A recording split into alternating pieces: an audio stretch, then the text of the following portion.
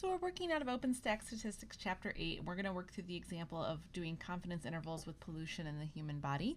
So you can reference the book for free. Just look in the description of the video for a link. And you can also get the Excel workbook for free. Just go to divideandconquermath.com and go to the OpenStax Statistics section. So we have that the Human Toxome Project is working to understand the scope of industrial pollution in the human body. Industrial chemicals may enter the body through pollution or as ingredients in consumer products. And so in October of 2008, the scientists at HTP tested cord blood samples for 20 newborn infants in the U.S. And the cord blood of the in utero newborn group was tested for 430 industrial compounds, pollutants, and other chemicals, including chemicals linked to brain and nervous system toxicity, immune system toxicity, and reproductive toxicity, and also fertility problems. So there are health concerns about the effects of some chemicals on the brain and nervous system.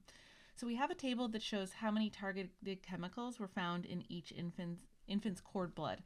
And we're going to use this sample data to construct a 90% confidence interval for the mean number of targeted industrial chemicals found in an infant's blood. Okay, so this is like one of those examples that is, it's an interesting idea, right? This is talking about pollution and chemicals within a newborn.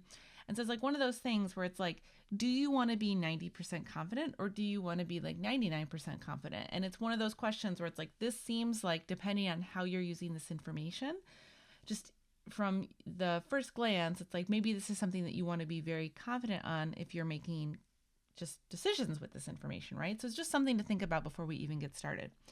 Now, in this case, I have my given data. And so what I'm going to do is I am going to just go ahead and note everything. So I know that this is 20. I need to come up with my mean. So I'm going to just calculate my own mean off of the data. And then in this case, I did not see anything about a population standard deviation. So I am just going to note that my population standard deviation, or I don't have a population standard deviation, I have S. And so since I have S, that means that I need to use student's T, just like we did in the previous example.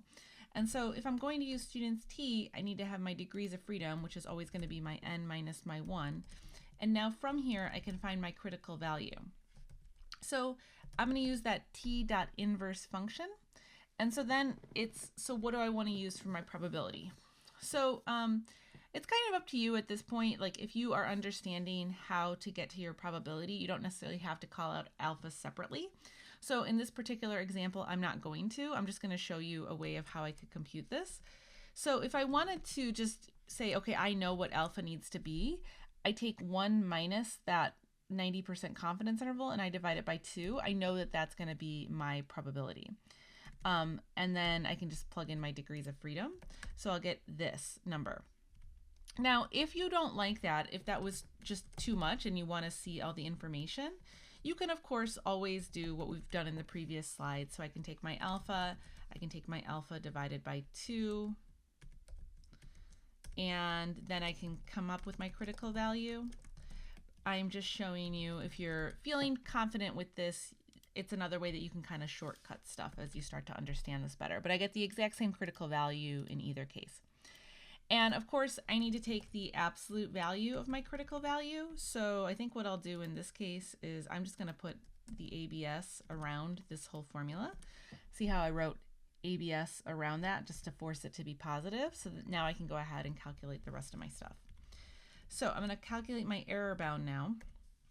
So for my error bound, I'll take my critical value times my standard deviation divided by the square root of n. So there's my error bound. And so now I can calculate my confidence interval. So I'm going to have the high part versus the low part. So for the high part, I take my mean plus my error bound. And for the low part, I take my mean minus the error bound.